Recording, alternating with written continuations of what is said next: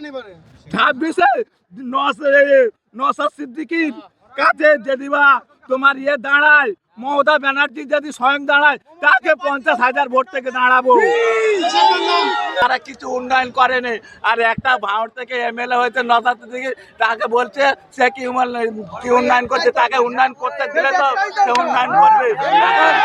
এখন নওশাদ সিদ্দিকীর একটাই ভয়, শুধু নওশাদ সিদ্দিকী ভাইজান কথা বলতেছে পয়েন্টে পয়েন্টে, মমতা ব্যানার্জির ব্যথা লাগছে জানতে জানতে।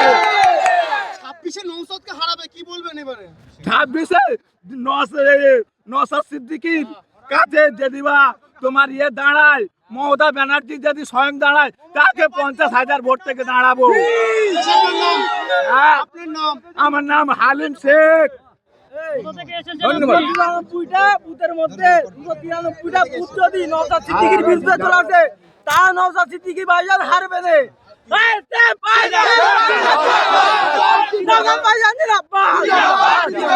কোন বিধানসভা থেকে এসেছেন? পাঁচলা বিধানসভা। কোনো বাধার মুখে পড়তে হয়েছে? না না, কোনো বাধার মুখে পড়তে হয়নি।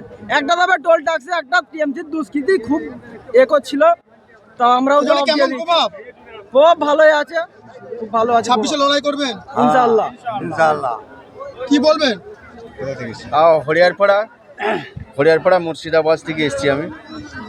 তো মানুষের যা আওয়াজ, বাংলাতে একটাই নাম উঠে আসছে, নওশাদ। অলিতে অলিতে গলিতে একটাই নাম, নওশাদ।